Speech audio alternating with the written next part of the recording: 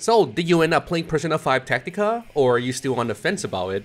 Well, if you are still wondering about what the game is about, if it's for you, and of course, if you should be buying it and if it's worth the price, you come to the right place because I have just finished the games on Game Pass and I am happy to tell you all about it with minimal to no spoiler.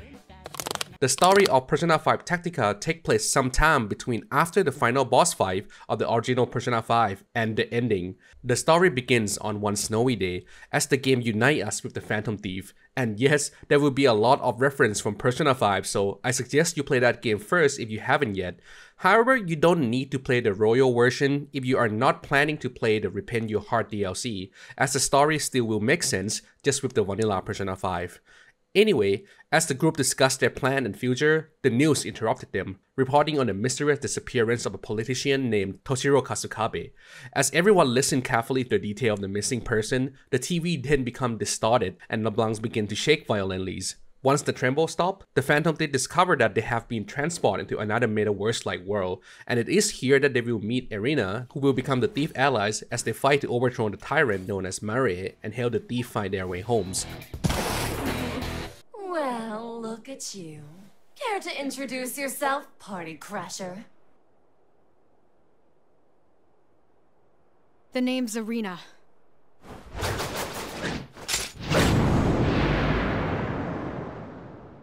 And I am the one who will see you overthrown!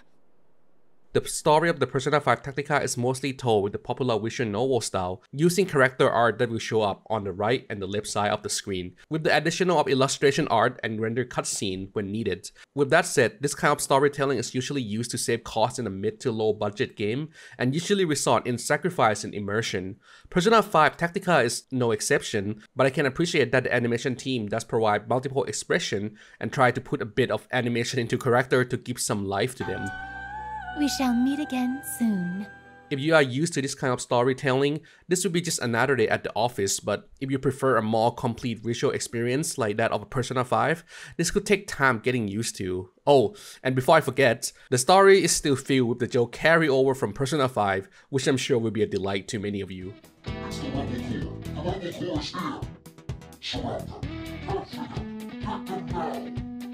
No! This is the last thing we wanted to happen. Your acting's even worse than Panther's, but it doesn't seem to matter. You've got this, Irina!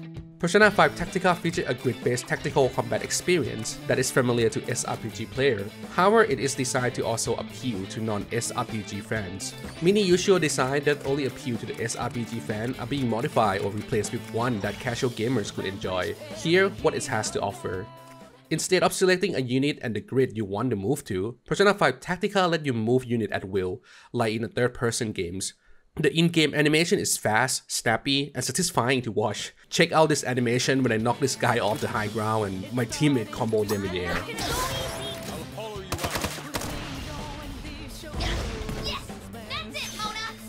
Moving behind the box or barrel provides you with cover, preventing you from getting hit with critical attack and reduce the damage you receive. While in cover, you can still shoot enemies that are not in cover. This is how the developer wants you to move and position yourself around the map, so do so with care. One aspect of tactic genre games that can be intimidating to new players is usually the large controllable unit being deployed onto the map. Here, you can control 3 characters, which you can switch around, making it less overwhelming for the non-SRPG fans. But don't take this as the game being boring. Because if you manage to hit an enemy who is not in cover or in a non-resistant state, you are able to move again with the one more mechanic. Even more, if you manage to down an enemy without killing it, scoring a one more, you can create a triangle formation called triple threats and do an all-out attack to every enemy within it. This might sound like a lot of pre-planned position that has to be calculated to perform, but don't worry, as you can still move all active party members and shape the triangle how you like before performing the all-out attack. The non-unique personas work as a sub-persona in this game, providing extra stat and ability to those whom you choose to equip them to. The usual persona compendiums and fusing also exist in this game, but you are not limited to just making new persona, you can also make powerful weapons from them as well. Additionally, you can upgrade your unique persona and character unique skill by gaining GP through levelings, completing dialogue, and special quests. With that said, there are 5 difficulties you can choose from. My recommendation is that if you are not familiar with the tactical style game, you can go with normal, which still requires a bit of thinking, but won't be blowing your brain off since the game is quite forgiving in this difficulty. When it's come to grinding, you don't have to grind at all for EXP. There will be plenty of it to go around, especially if you complete a very simple bonus goal of every map. Now for SRPG player or someone who wanted some challenge, I suggest at least starting at hard since it will include the friendly fire option that should be familiar to you guys already. With that said, you won't be punished too hard for your error, so if you want more challenge, do consider it merciless. However, you don't have to worry about making mistake, as the quality of life feature present in modern SRPG games are in this game as well, such as the option to redo the turn or the ability to shake enemy movement and attack range. But even with all these changes in an attempt to get non-SRPG player to try the games, if you are a person who just dislike SRPGs, I don't think this game is going to change your mind, but feel free to watch the rest of the video if you need more information. When it's come to the quality of the asset, Persona 5 Tactica is a big step down from Persona 5. Well, it's a spin-off game, so to be fair, it's a big step up from Persona Q in terms of objective quality, such as the detail of the models and animation. And while there are some complaints about the art direction, it seemed to be more about taste than the actual quality of the asset. That said, the model look much better than I expected compared to when I first saw them in the earlier trailer. Everything is sharp and crisp, and they look even better in the pre-render cutscene with the beautiful lighting and cinematography. And while I don't think the soundtrack is as good as the original Persona 5,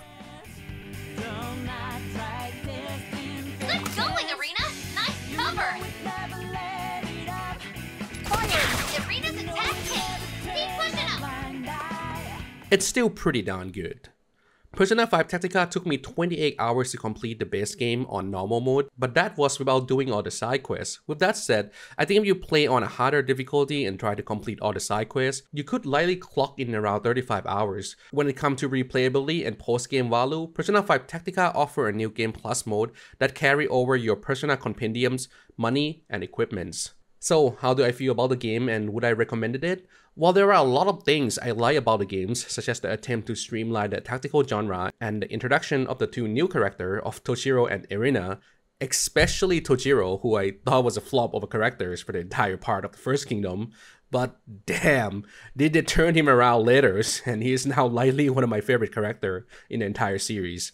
I still have to say, with the price of $60 and 30 hours of contents for average gamers and around 40 hours for the completionists, even after considering that the reason for the shorter runtime could be from the faster animation and less unit to control compared to other SRPGs, it is to me still not worth the price it was asking.